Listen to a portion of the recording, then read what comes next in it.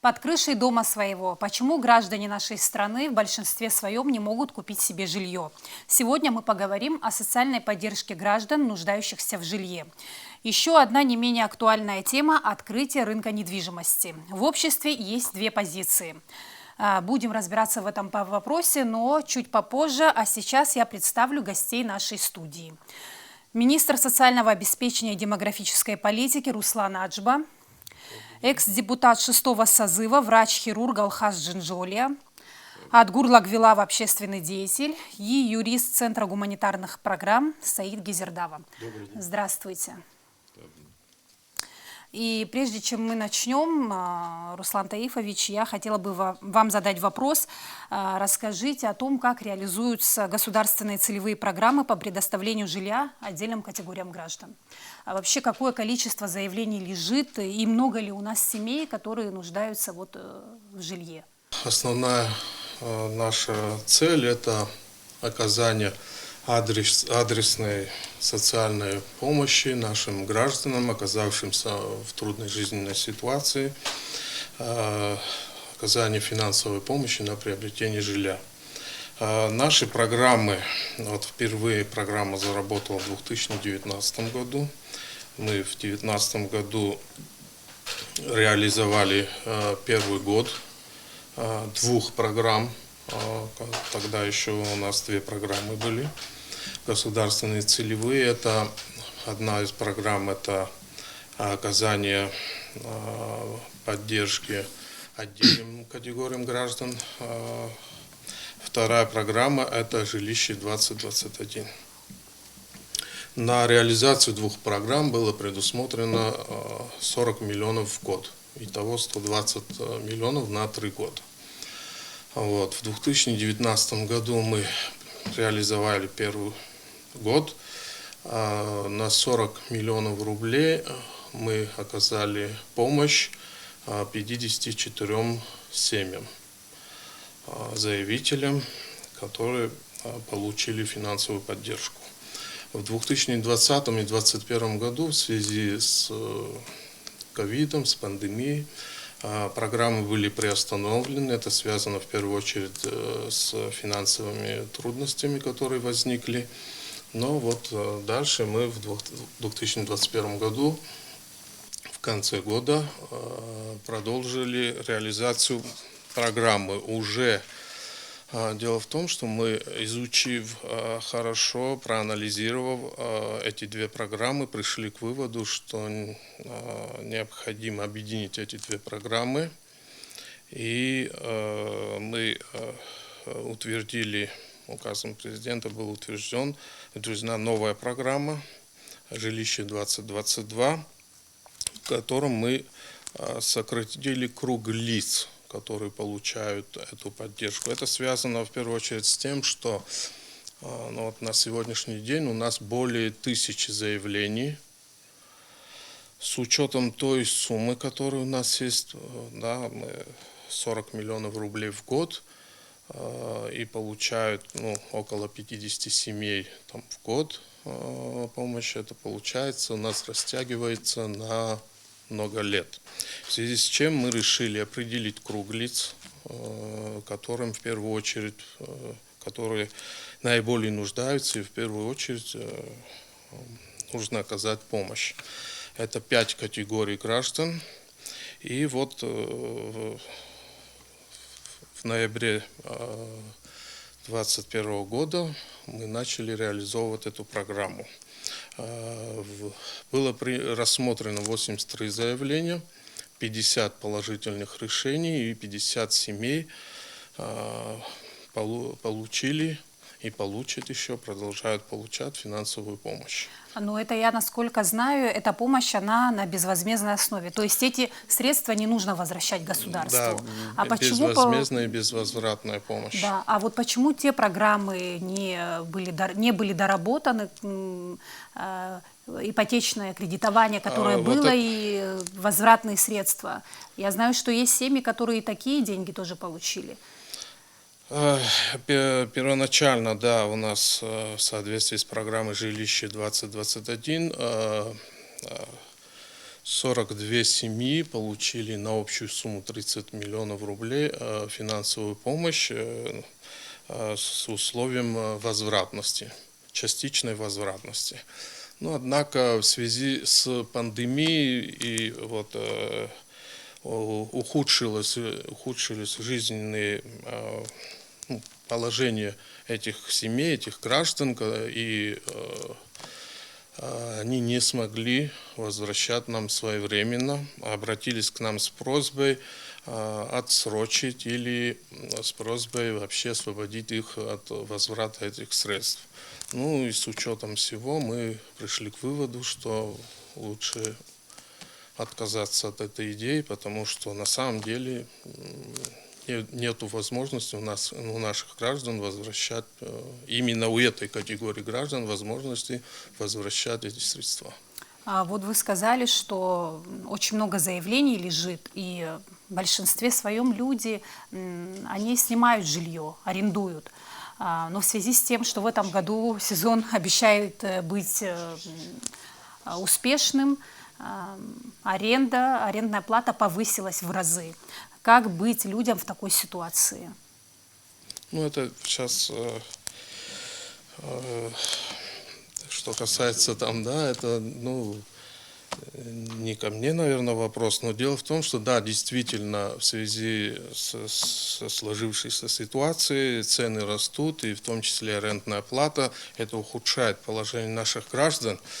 Вот. Но что касается нашей программы, там, да, я вот продолжу, мы завершаем в этом году эту программу «Жилище-2022». У нас еще 40 миллионов предусмотрено на 2022 год, и еще около 50 семей получат помощь. Но на этом мы не завершаем. Мы выйдем с предложением уже на очередной срок, среднесрочный срок, скорее всего, на 3 года предложим новую программу, где мы также хотим попросить увеличить объемы финансирования для того, чтобы охватить наибольшее количество заявителей семей. А круг лиц претендующих увеличится? По результатам завершения этой программы мы проанализируем. Если у нас получится увеличить круг лиц, то в том числе и это будем рассматривать. Ну, еще хотела бы услышать мнение по этому вопросу. Просто мы участвовали в разработке этой программы, особенно вот вопрос второй ваш был по поводу ипотечной ее разновидности, так назовем. Вот сегодня это как увязывается? Руслан Таифович меня поправит, прожиточный минимум, сколько у нас? Ну, уже более сейчас 9 тысяч. Да. 9 тысяч, а квартира съемная минимум 15, я так предполагаю, стоит. Да, в среднем. Ипотечная программа строилась на цифре прожиточного минимума. На момент проектирования это было 6,5 тысяч. Что человек в ипотеку оплачивал ежемесячно по прожиточному минимуму, учитывая, что это социально необеспеченные слои. Да, это была морока формировать новый институт, механизм, то есть для такой программы. Конечно, не захотелось нам особо в итоге, как выяснилось, этим заморачиваться.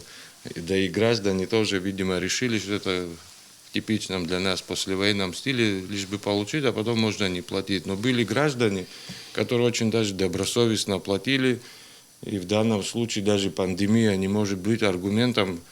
Мы планировали, что выплаты окончательные, то есть график прикинули, по тем ценам это на 10 лет было достаточно, чтобы выплатить отпускаемую сумму.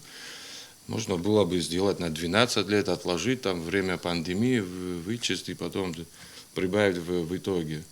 Ну, решили, что проще просто отдавать деньги и так далее. Ну, напомню, эти 40 миллионов, которые ты раздал в ипотеку, они рано или поздно обратно возвращаются в страну, в бюджет, то есть, и можно большее количество было бы обеспечить.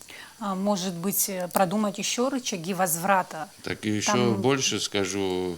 Что-то я не помню страны толком, где беспроцентная ссуда, фактически ипотечный механизм, беспроцентный, повторяюсь, и основанный на прожиточном минимуме, предоставлялся бы гражданам. Если это был бы внятный механизм, ну бог с ним, там 1-2% пускай начислялось бы, чтобы банки могли обслуживать, снять с госструктуры всю эту мороку, так назовем. и перепредоставить банкам. И охват категорий граждан, которым можно помочь жильем, стал бы существенно больше. И то, чем нас всю дорогу пугали, пока эту программу писали, реализовывали, что у нас сколько, 700, 600, 700, 800 заявлений, они не кончаются, прибавляются и прибавляются. Тогда можно было бы вообще не бояться этого списка, сколько бы там ни было, все это был бы понятный механизм для решения проблем наших граждан. Ну, по вашему мнению, почему тогда этот механизм не работает? Чего не хватило? Вот. Ну, говорю же, чего не хватило. Смелости чуть-чуть не хватило взять и создать что-то новое. Надеюсь, вот Руслан Таифович, как сказал, будет ходатайствовать, и депутаты будут, как уверили, ходатайствовать о продлении программы. Вот разновидность, почему бы и не вернуться к этому механизму, доработать, если он требует там доработки, и реализовывать. Просто вот мое мнение и практика показала, дело в том, что возвратные,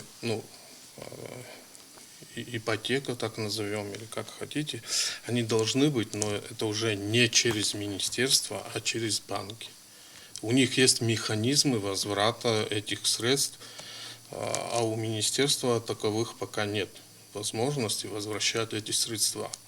То есть, и потому я считаю, что вот необходимо такие программы разрабатывать, но уже через банковские системы.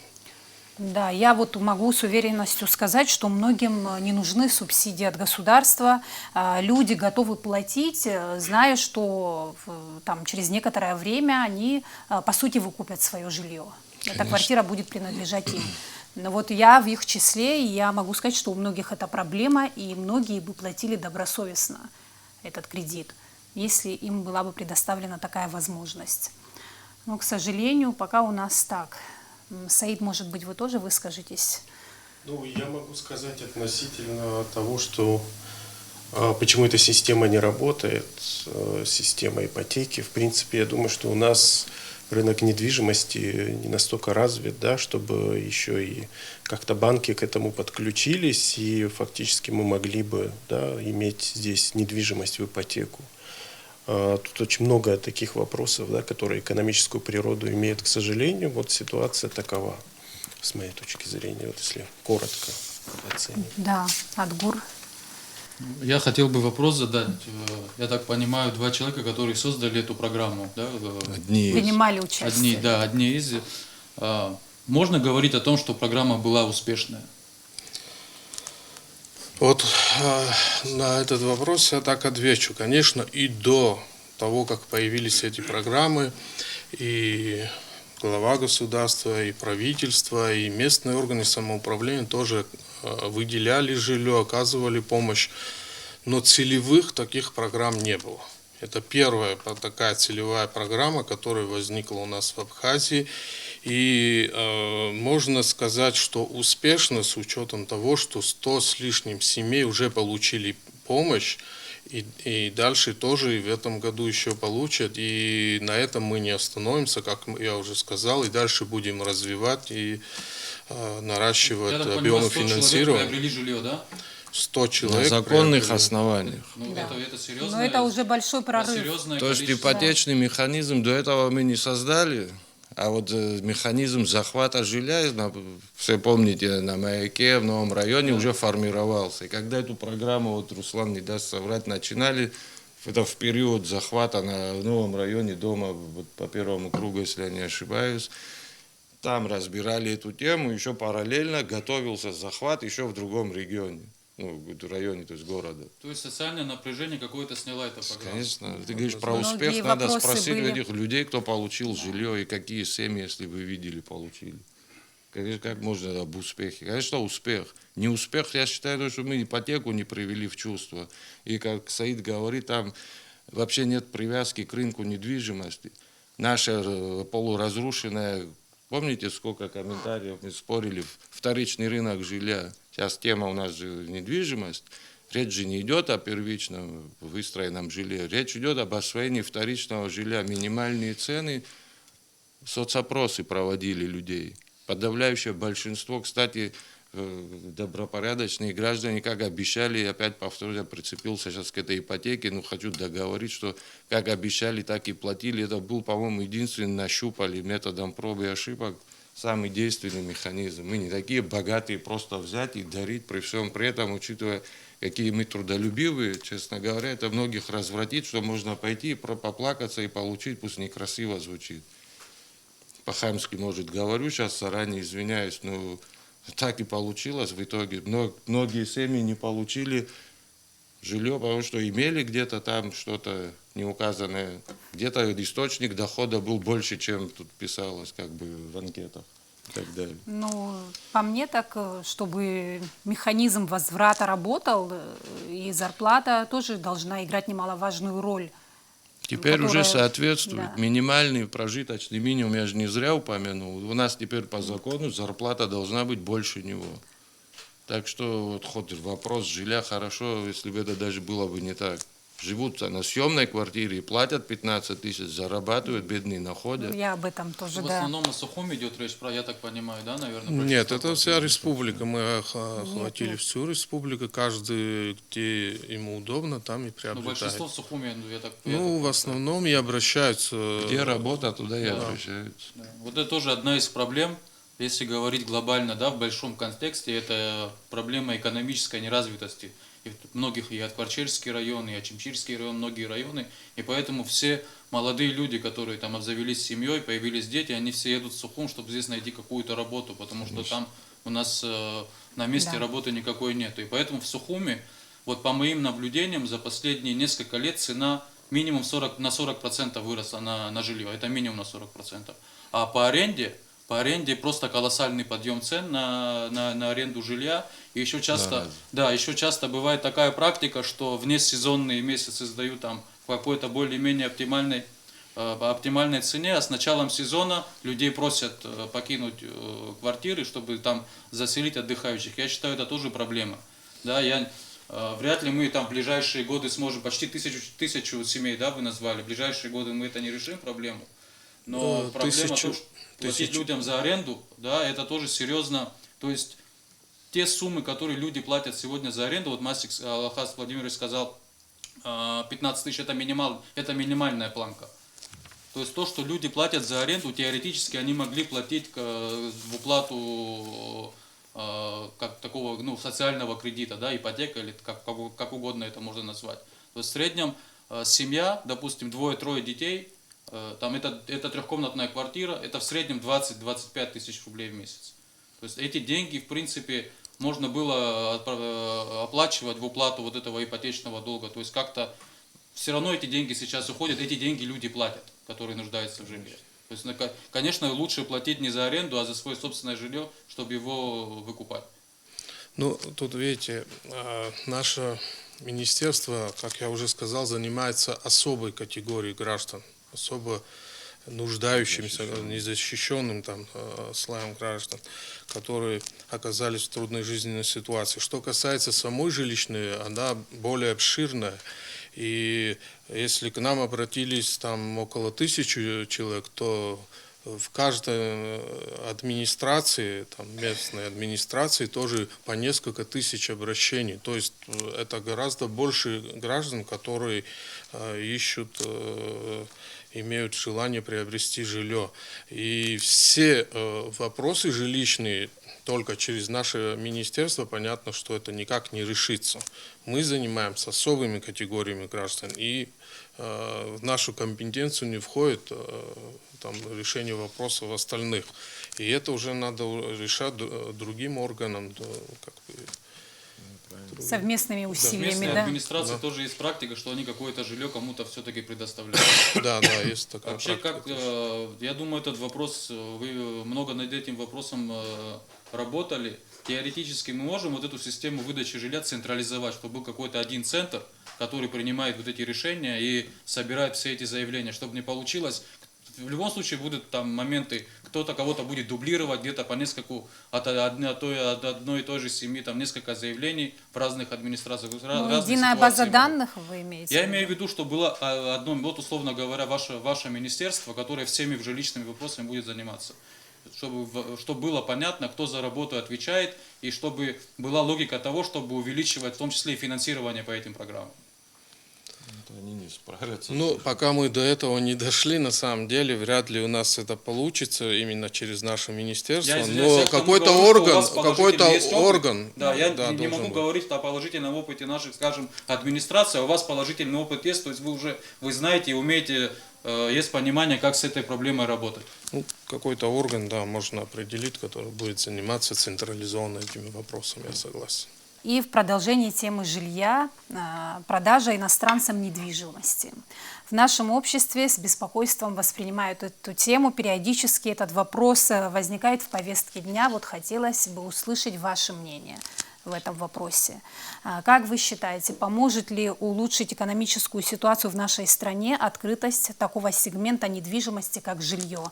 И в какой степени инвестиционная привлекательность Абхазии зависит от открытия рынка недвижимости? Я всегда последовательно выступал против нашего абхазского, так в кавычках скажем, варианта снятия запрета на продажу недвижимости иностранцам. Я остаюсь убежден в этом, учитывая информационный фон последних дней, особенно после встреч наших делегаций с российской стороной. Сейчас я понимаю, у нас новое главное слово в нашей жизни – это инвестиции, и все, что с ней связано, и все, что касается местной жизни, оно отходит на второй план. Главное – быть привлекательными для рыночной системы, для вложений. Вы тоже так думаете? Так буду специально так переиначивать все эти красивые чиновничьи фразы. Депутат Госдумы стоит и заявляет, что в Абхазии надо... Еще 1300 населения не хватает. Правильно говорит человек, совершенно с ним согласен, молодец, что он цифры упомянул. Снял с языка, как говорится. У нас около 500 тысяч нашего народа, наших братьев, наших, его, ваших фамилий находятся за морем, они не пропали, на Марс не улетели. Совершенно правильное направление человек подсказал. Нам надо заселять пустынные, депрессивные после войны, особенно несчастные эти наши Ачамчирский, Гальский, Творчалский район, Гагринский район. Надо делать вот направление для работы с недвижимостью, а не только строительство апартаментов или гостиниц под апартаменты. В итоге, что это все скрытая форма продажи жилья. Все понимаю, инвестиции, рынок, все это очень привлекательно, вкусно выглядит и так далее. Но из уст чиновников не звучат другие слова, вернее, абхазских чиновников, уточню, они еще пока абхазские чиновники, надеюсь, такими останутся. Они должны говорить о том, как наш народ должен увеличить свою численность, как он должен укрепить свои позиции, как теперь выяснилось в этой же стране и на международной арене. Почему-то таких слов мы не слышим толком. Видимо, они сейчас не так интересны, не так рыночно привлекательны. Поэтому в нашей интерпретации все разговоры о недвижимости, они приведут, боюсь, к печальным последствиям. Рынок – это не главное в нашей жизни. Главное в нашей жизни – это сохранение того, что нам передали. То есть нашей страны. Не буду сейчас банальные слова говорить о той цене, которую за это заплатили. Но я думаю, даже переселение сюда 10, 15, 20 тысяч, тут о 300 мы говорили, 10-15 тысяч уже окажут влияние на политическую жизнь этой страны, на международные отношения нашей страны, понятно с кем. Поэтому так безрассудно бросаться вот эту рыночную экономику, открыть двери, форточки, крышу вообще сорвать с нашей страны, и лишь бы у нас была инвестиционная привлекательность, я считаю, это безрассудные, неосмотрительные, опасные рассуждения. Все рассуждения о том, что это приведет к экономическому буму, может, они имеют место в других странах, но опять-таки мы живем в этой стране, насквозь коррумпированной, что мы все прекрасно с вами знаем, просто боимся вслух сказать. У нас нет внятных механизмов контроля, вот юрист стоит, потом скажет, наверное, позже. Как контролировать будем вообще это все?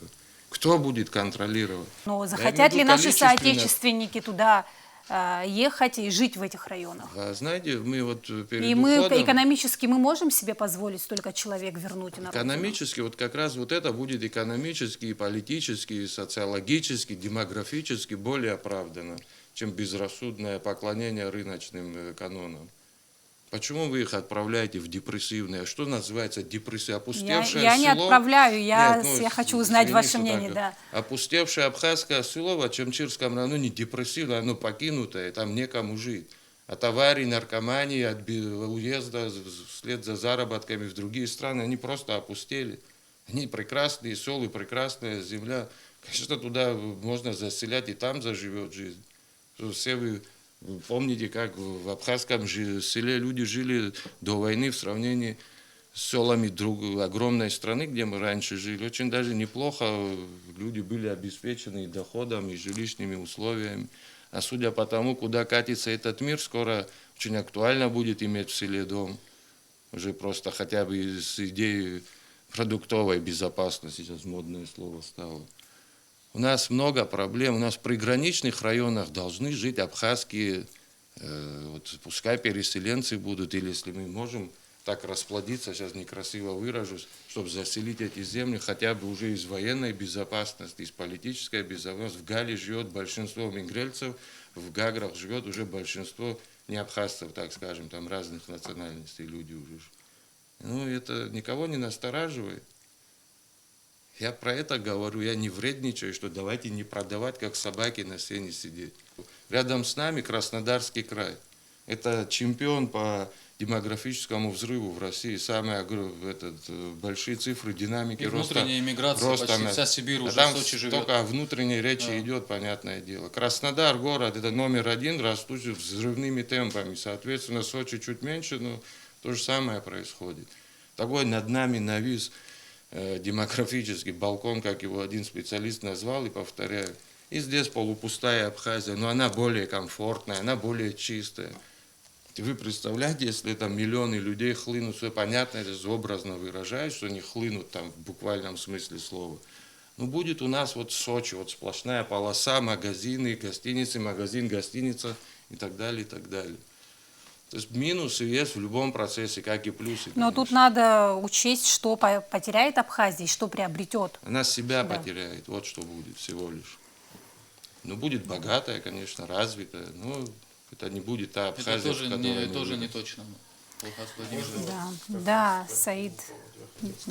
Все-таки мне кажется, что когда продажи недвижимости увязывают с инвестициями, это все-таки подмена понятий. Потому что я, например, не вижу там конкретной взаимосвязи. У нас есть инвестиционное законодательство. Оно достаточно благоприятное для инвесторов. Смотря каких инвесторов мы здесь вообще хотим видеть. То есть нужны ли нам просто рядовые покупатели недвижимости, которые будут здесь проживать, и такого большого вклада в экономику, в принципе, покупка здесь жилья, наверное, они не внесут. Если это сезонные люди, которые приезжают на сезон, они могут арендовать на какой-то там летний сезон, и, возможно, это даже в большем объеме будет происходить, и это будет больше экономический вклад в нашу экономику. Инвестиции у нас работают, мы заинтересованы, наверное, все-таки в крупных инвесторах, которые могут относительно большие суммы, да, в Абхазию инвестировать. И в этом плане есть все возможности, есть коммерческая недвижимость, она у нас продается, и есть возможность для долгосрочной аренды. Поэтому вот как бы я вообще не увязывал бы этот вопрос продажи жилья, недвижимости с инвестициями, потому что есть давно разработаны все эти механизмы. И кроме того... У нас по закону, да, иностранные граждане не могут приобретать жилье. Но вот на деле, на практике же все происходит совершенно по-другому. Ну, понимаете как, вот я бы не стал бы легализовывать, да, эту ситуацию. Вот у нас есть нарушения в этой сфере жилищной, их немало. Я специально, готовясь к передаче, открыл там риэлторские сайты. Там много объявлений о продаже недвижимости, но в принципе, понятное дело, что статус этих людей, он здесь не будет защищен. И они на свой страх и риск, и, собственно, те люди, которые заключают сделки, они нарушают закон. И мы, я думаю, не имеем права легализовывать эти нарушения. Потому что сейчас все-таки относительно небольшое предложение существует на рынке жилья. Если мы откроем эти шлюзы, тогда это предложение жилья возрастет в разы. И действительно будет такая ситуация, вот, которую Алхаз Владимирович описывает. Для нас, ну, вот, когда мы эту проблему рассматриваем, мы должны понимать, что это вот исключительно вопрос внутриполитической повестки. Он не вопрос межгосударственных отношений, вопрос продаж. Вот меня вот это удивляет. Почему этот вопрос вдруг становится вопросом межгосударственных отношений? Это сугубо внутренний вопрос. И наши партнеры должны понимать все наши опасения. Я думаю, если есть какие-то сложности, то надо объяснять. И я думаю, что как-то объяснять и доводить до внимания их, что вот у нас есть такие опасения, что мы переживаем за нашу демографическую ситуацию, что государственность уязвимая, что государственность пока напрямую связана с титульной нацией и так далее, и так далее. Вот эти все вопросы для нас актуальны. Может быть, когда-то в будущем, когда мы окрепнем действительно, когда геополитическая ситуация изменится, то, может быть, мы готовы будем к каким-то послаблениям. Сейчас я не вижу. И еще раз скажу, на мой взгляд, это совершенно некорректная постановка вопроса, что продажа недвижимости напрямую зависит от Ну пусть даже так, но к этому этот вопрос очень долго обсуждается в нашем обществе, и не раз, я думаю, мы еще будем говорить на эту тему.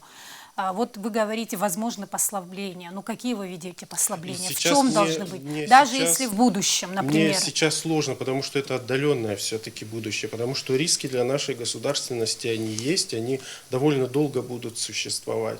Но вы помните, мы не готовы на самом деле, мы не готовы даже к обсуждению этого вопроса. Вы, наверное, помните многие, какое возмущение в обществе вызвало вообще рассмотрение парламентом этого проекта закона об обороте недвижимости, жилой недвижимости в Абхазии. И был и митинг, собственно, и на котором в том числе и я присутствовал. То есть это очень серьезная, очень болезненная тема. И ее надо в первую очередь с демографией увязывать, с миграционной политикой. То есть для нас вопросы миграции, репатриации, суверенитета, они первостепенные, и вот где-то уже после решения каких-то закрытия этих сложных тем мы можем к чему-то другому. Если мы не закроем это условие, если мы не закроем эти темы, то я думаю, что очень сложно вообще рассматривать. И только лишь в этом случае и по мере продвижения мы можем говорить о том, что вот этот вопрос каким-то образом может решаться. Решаться тоже, конечно, если, говорят об этих апартаментах, но апартаменты, кстати, их особенность в том, что это нежилое, практика такова, нежилое, прописку получить невозможно. Можно, в конце концов, я не знаю, кто-то создаст такую сеть апартаментов, но это будет временное жилье, непостоянное, где разрешена, предположим, будет аренда, если то есть это что-то по типу такого арендуемого жилья. Жилье, но не жилье. Да, не совсем жилье. То есть это жилье, которое не дает возможности прописаться, которое не дает возможности получить на круглых столах такие варианты тоже обсуждали. Да, но это вариант, который, в принципе, можно реализовать и сейчас, потому что рынок первичного жилья развивается. Если будет появится управляющая компания, она может сдавать в аренду комплекс целый. Да, но, опять же, это только будет, я считаю, это возможно только лишь в форме аренды. Но вы знаете как, у нас эти риски существуют уже очень долгое время, но к решению, по большому счету, мы не приступили, у нас и даже, то есть мы не можем альтернативу какую-то предложить. У нас есть такое предложение, к нам постоянно поступает, но мы никаких своих альтернатив почему-то не предлагаем. Альтернатив, которые с учетом риска нас бы устраивали. Адгур, вас тоже хотела услышать. Как вы считаете, чего в большей степени боятся наши граждане? Люди понимают, что это несет для их жизни риски. Какие риски? В первую очередь, если мы говорим о политических рисках, Алхаз Владимирович сказал, я скажу о экономических рисках. Продажа недвижимости иностранцам приведет к колоссальному поднятию цен на эту недвижимость. Она у нас и так поднимается, можно сказать, по естественным причинам, да? И большинство наших людей не может себе позволить жилье даже сегодня. Если мы откроем все шлюзы, цена на недвижимость может и в 2, и в 3 раза вырасти. Мы не можем даже это спрогнозировать. Да? И это приведет к тому, что у нас жилье, то есть иностранцы у нас купят жилье, мы даже, даже арендные квартиры будут куплены. То есть даже в аренду не получится жилье взять. Но это если говорить о полной открытости. А если например, Другой не какие-то... да. будет, Сима, только полная, В как бы мы ее не в называли. наших Ну, условиях, если что-то разрешается, значит оно Я хотела применяется бы вообще услышать полностью без... вот мнение и видение, какие еще есть варианты, какие можно альтернативы предложить. Вот мы же здесь Именно, я, к обсуждаем, сожалению, да? здесь больше хочется говорить как раз-таки о рисках, потому что риски и для государственности, и для экономические риски для населения, они просто колоссальные, они полностью нивелируют даже возможные какие-то преимущества от продажи. Мы к этому сегодня не готовы, в первую очередь, и демографически тоже. То есть у нас 30 лет назад, почти 30 лет назад закончилась война. Я бы не сказал, что мы в демографическом смысле сегодня как-то состоялись абхазский народ, именно государственно образующий этнос. Почти 500 000 абхазов живут это только в Турции. В России мы забываем, сколько абхазов живет, а минимум 30 тысяч, это минимум от 30 до 50 тысяч абхазов живет только в России. То есть мы должны действовать в том направлении, чтобы своих братьев возвращать к себе сюда домой, да, в том числе и в Ачимчирский район, и в Качельский район. Если кто-то хочет в Гагре жить, пусть в Гагре живет, вообще проблем нету. Пока нас здесь, на своей родине, абхазов не будет 400 тысяч, это минимум, ни о какой либерализации рынка недвижимости вообще говорить не придется. Когда мы демографически наши проблемы решим здесь, даже перед нами не будут ставить вопрос о продаже недвижимости. Нам этот вопрос ставят, пока мы слабые, пока мы не можем однозначно ответить, да, на какие-то вопросы и сказать «нет». Хочу напомнить, в 2008 году Россия признала независимость Абхазии, в том числе в риторике.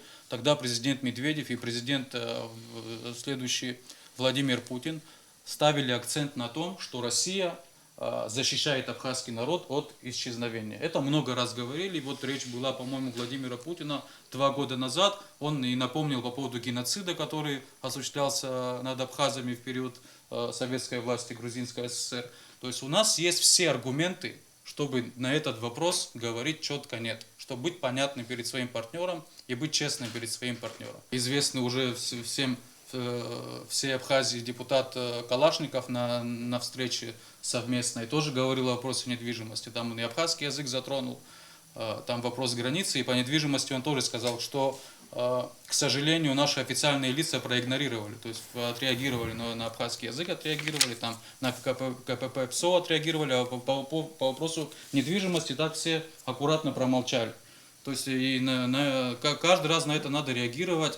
Что касается демографии, репатриации, проекты законов оставлены, надеюсь, будут приняты. Вот, пожалуйста, жилье, о котором Руслан Таифович говорил, программа, то есть по обеспечению жильем. Разве это не вопросы демографические? Ну, вот, я хотела об этом сказать. Все в тоже, связке, если посмотреть, что-то делается. Эти несчастные семьи, уже вопрос хоть как-то решен. При репатриации тему очень странно в абхазском обществе обсуждают, не хотят уже, такое прививается усиленно мнение, что все уже там, когда назовите не репатриация, а связь с культурным центром. Я сам там был один раз, правда, к сожалению, но видел своими глазами. Есть прекрасно, кто готов приехать, но политические перипетии там не позволяют. Теперь это тоже уже 2-3 поколения, прожившие в другой стране, надо им объяснять, надо им рассказывать, что вот эти картинки, они даже не видели заставки. Где-нибудь там в деревне под Адапазары, где-нибудь там, могли это не видеть даже. Связи нет даже. Вот этим надо заниматься с таким рвением своей диаспоре, объяснять, что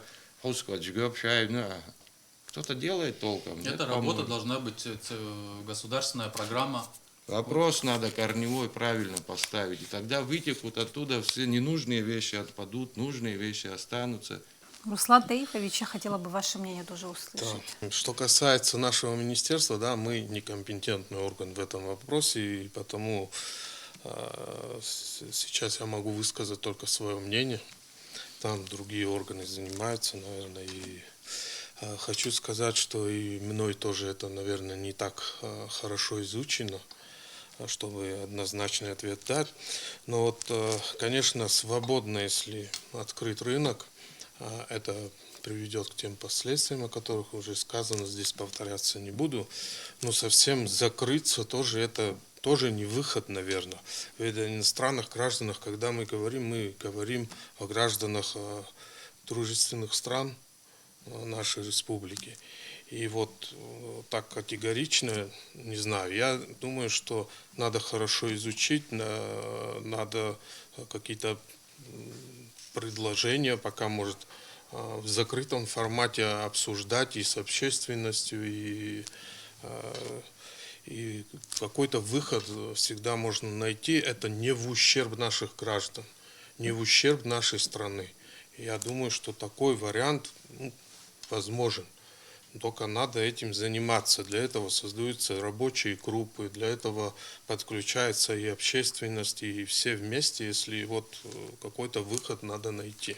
Просто сказать, что вот мы ничего не продаем и вообще гражданство никому не даем, мы закрытая страна, ну так тоже, наверное, не получается строить дружеские, партнерские отношения. Вот это мое мнение.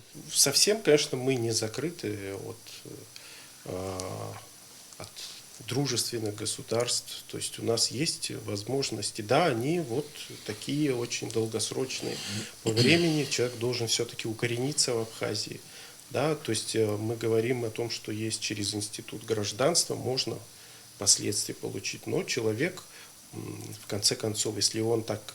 Мы заинтересованы в том, чтобы все-таки, да, это был лояльный нашему государству человек, разделяющий, да, вот, политику, да, нашу. И угроз тоже много, в том числе и в дружественных государствах могут люди жить, которые, скажем так, не очень разделяют наши вот устремления какие-то, да, политические. Ну, это больше по гражданству, мне кажется. Да, Тут но чуть-чуть институт другая гражданства, сторона. он вот такой сложный, извините, но он все-таки тоже, это все-таки путь, да, он существует, да, нужно получить гражданство, прожить здесь там, 10 Ну, с мы можем лишним лет. изучить, ну, в мире есть очень много стран со схожей ситуацией, как у нас. Например, Черногория. Вот они тоже многого боялись, но нашли выход. Я считаю, что на данном этапе все-таки, да, надо учитывать нашу уязвимую государственность, частичную признанность. Черногория – это признанное государство. Вот. Есть примеры не только Черногории. Например, вот я изучал пример Таиланда, где очень строгие законы в отношении продажи недвижимости. Да, действительно, у них есть эта система кондоминиумов, но государство там сертифицирует определенные, скажем, комплексы жилые, и вот там определенный процент иностранцев может проживать, и только в них, и все. Приобретать землю ни в коем случае, там очень серьезные ограничения. То есть, но это, тем не менее, это довольно довольно успешное государство, туристически развитое. Вот, и примеров на самом деле очень много. И Литва тоже в свое время очень по этому поводу переживала, когда они вступали в Евросоюз. Это был один из вопросов, как повлияет, да, вступление в ЕС на изменение вот, демографической ситуации. То есть были у государства опасения, и они остаются. То есть есть разные на самом деле примеры, но вот мы должны найти тот пример, который как-то вот с учетом нашего контекста больше Подходит нам, да. Да, но я думаю, что мы и сами в конце концов тоже достаточно образованы, чтобы этот вопрос как-то разрешить. Вот. Я вижу в том, чтобы создать альтернативы в виде, там, я не знаю, долгосрочной аренды, создания жилых площадей под сдачу в аренду и так далее. Но только лишь вот в таком объеме. Еще раз хочу напомнить, Саид уже об этом сказал, коммерческая недвижимость в Абхазии продается иностранцам. У нас нельзя говорить, что мы закрыты, мы не Северная Корея. То есть гражданин иностранного государства может в Абхазии приобрести какой-то объект недвижимости, гостиницу может построить и работать, и зарабатывать деньги, вкладывать в Абхазию. Я не понимаю, почему многие, так скажем, лоббисты этого вопроса пытаются связать продажу квартир с экономическим развитием. Там никакой связи между этим нет. Да? Это просто всего лишь квартира одноразовая, там человек приехал, купил, какие-то копейки попали в бюджет там, в виде каких-то отчислений налоговых. То есть это ни о каком развитии экономики, там ничего общего нету. Нет страны в мире, да, в которые там приехали бы иностранцы, купили квартиры, и страна зажила. Такого не бывает. Вот в Потому что Черногории добавочный продукт говорится создает так, что... инвестиции, если мы говорим о развитии, да, это инвестиции, которые будут создавать добавочный продукт, который там долгосрочная прибыль, не одноразовая. В этом заключается современная экономика, там, в IT-секторе. А мы почему в какой-то бетон, вот мы сейчас бетонную коробку построим и заживем, это неправда, это ложь. И еще и плюс к этому в довесок идут колоссальные риски для абхазского народа. Поэтому, то есть, вопрос здесь надо ставить конкретно и четко, и если кто-то говорит о выгодах от этого, он должен конкретно на цифрах говорить какие-то выгоды, какой-то план показать. Вот сколько на моей памяти уже лет 10 это обсуждается, никто внятно не вышел, сказал, вот такая экономика, да, вот такие прогнозы. То есть все это на уровне слов. Этого уже нам недостаточно. Уже как на какой-то другой уровень надо выходить, в том числе дискуссии. А вот так просто разговоры, мы там заживем, будем продавать недвижимость. Ну, я, если честно, уже надоело это обсуждать. Ну, такие дискуссии ведутся для того, чтобы услышать мнение и делать выводы соответствующим Вы органам. посмотрите архивы, ничего не поменялось, Ничего можете вообще, крутить да. по новой, как бы ситуация И та лица же. те же самые. 5 лет назад, 7 лет назад. В данном случае какое-то предложение есть, правильно, у нашего товарища, так что... Алхаз я не Владимирович, знаю, кто вот что вашу обещал, бытность мы не говорим работы в сейчас о том, парламенте, что вы кто-то обсуждали обещал. эту тему? Конечно, обсуждали, да. И Ну, вас выделяли- кто-то обязывал тогда? Вот почему эта тема была поднята? выделяли землю под девелоперские проекты, там, как это, апартаментов, парк-отель, там, и так далее. Ну, вот, коммерческая недвижимость, люди принесли, объяснили, что хотят. Правда, там гигантомания, конечно, была. Ну, это их проблемы, если хватает им возможности это строить. Ну, а жилой... о снятии запрета на вот именно жилую недвижимость, продажу жилой недвижимости, речи не шло, видимо, знали нашу оголтелую позицию и Ну, не там, пытались. вот вы говорите о коммерческой недвижимости, но там тоже же много серых схем, когда жилую недвижимость переводят в коммерческую и таким образом продают. То есть понятно, государство если тоже мы теряет в этом такие вопросе. слабые. Все-таки мы должны как-то уже четко и внятно, и быть честными и по отношению к своим партнерам тоже уже сказать. Ну вот это мы не можем, здесь у нас такие риски. Давайте будем другие вопросы обсуждать. А партнеру, кстати, можно предложить много более важных и дельных вещей, полезных им и нам. Кстати, Почему не да, говорят о об экономическом развитии Абхазии? Почему программы не представляют, реформы? Постоянно какие-то вопросы такого локального характера, какая-то недвижимость. Я как гражданин Абхазии, я жду, что мое государство там представит какой-то план реформ там, на ближайшие 2-3 года, в том числе экономических реформ. Мы будем понимать, да, что будет завтра, что будет послезавтра, будем как-то свою жизнь планировать, в том числе и с жильем. Сейчас почему у нас и демографическая ситуация такая? Проблема с жильем, она с демографией напрямую связана, потому что человек без жилья, он не склонен к тому, чтобы иметь много детей, да? Там, в лучшем случае одного ребенка. Если у человека есть жилье, он может прогнозировать, у него там будет 3-комнатная, 4-комнатная квартира, у него и детей будет больше. То есть все эти вопросы взаимосвязаны очень сильно. Кстати, что касается вот демографического вопроса, Алхаз тоже участвовал в этом разработании. Уже в первом чтении в парламенте тоже рассмотрели закон о государственной демографической политике. Это в случае принятия этого закона дает нам возможность также разрабатывать различные программы, в том числе и жилищные, для решения демографических наших проблем, в том числе и связанные с вопросами переселения наших абхазов с других стран на территорию Абхазии. В общем, работа Вот эти ведется. серьезные, когда в таком ключе наше государство движется, я понимаю как гражданин, и у меня доверие появляется и к органам, что они чем-то занимаются, законы. Да, какие-то законы принимают, какие-то программы принимают. Если мы в этом ключе будем двигаться по всем направлениям, да, в том числе там, и по экономике, по социальной работе, какие-то у нас улучшения видимые будут. Существует у нас программа гармонизации законодательства, там 45 пунктов, насколько я запомнил, практически по всем направлениям, в том числе и экономики, банковской системы, что касается финансов, нашей социальной политики. В общем, разрабатываются законопроекты, и к 2024 году мы уже как бы проведем определенные реформы. В общем, работа ведется. Наша передача подходит к концу, и вот заключительные слова, коротко, как найти баланс в этом вопросе, вот так скажем. Ну, что касается первой части нашего вопроса, да, наших государственных программ, мы это будем развивать дальше.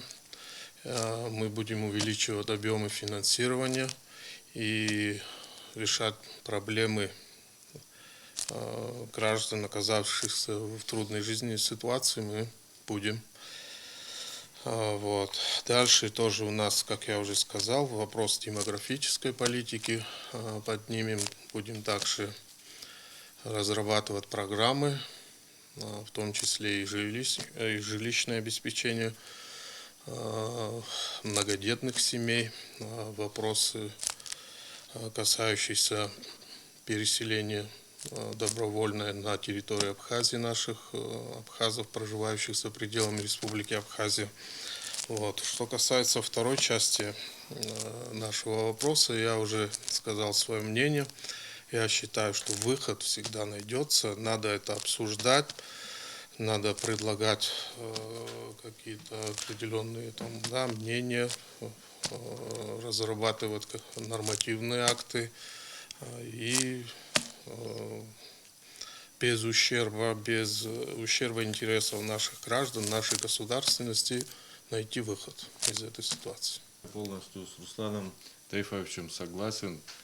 Все предыдущие годы, которые мы проводили в спорах по поводу недвижимости, вот сегодня аргументы появились, положительные ростки, вот эти, реальные шаги по демографической политике, касаемо репатриации. Надеюсь, эти бумаги в жизнь будут притворены. А в таком сложном вопросе, как открытие рынка недвижимости для иностранцев, недопустима спешка. Раз вопрос так политически ангажирован, вызывает столько споров, иногда лучшее решение вопроса – это его нерешение, как бы это ни звучало, потому что обе стороны найдут свои положительные какие-то моменты для сторонников. Вот рынок коммерческой недвижимости открыт, и вот, наверное, ждут экономического бума. Вопрос за открытие для продажи именно жилья можно отложить, пока не решим свои проблемы. Не хотелось бы в очередной раз обсуждать проблему продажи недвижимости иностранцам. И вообще, мне кажется, мы не об этом должны думать.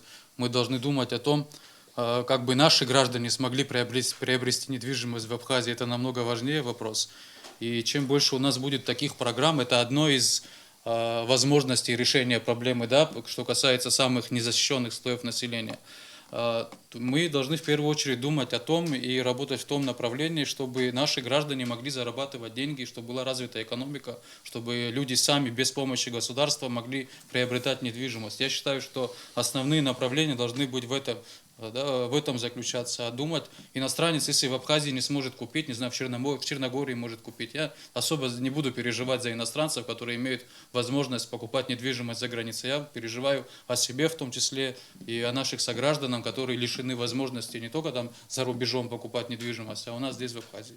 Спасибо. Спасибо, Саид. Ну, вы знаете, за нашими этими спорами тоже следят из-за пределов Абхазии. Конечно, иногда говорят, что вот у нас страхи, беспокойство и так далее. На самом деле мы должны объяснять, что у нас не страхи, да, это не что-то иррациональное, да, и не беспокойство. Это наш выбор, политический выбор, да, он вот такой вот не совсем удобный может быть, но тем не менее это, я бы сказал, исторический выбор, выстраданный выбор, потому что пока, как бы с учетом всех угроз нашему суверенитету, по некоторым параметрам все-таки у нас даже размытие суверенитета происходит, мы не можем согласиться на какие-то решения. Вот. И ситуация очень сильно геополитически изменилась. Вот, и Абхазия как бы была раньше так не особенно привлекательна для российского бизнеса. И сейчас, может быть, российскому бизнесу интереснее будет как-то себя здесь проявить. И поэтому вот этот вопрос как бы недвижимости, он не такой актуальный, да, будет, потому что он не обязательно связан с жилым, да, жилой недвижимостью. Да, это разные вещи. Это вот такое у меня мнение. Все-таки я считаю, что эта тема очень актуальна, тема жилья вообще в Абхазии. Не только продажи иностранцам, а вообще эта тема очень волнует общество. И думаю, что еще не раз мы будем обсуждать ее в студии. На этом я прощаюсь с вами. До свидания. До свидания. Да.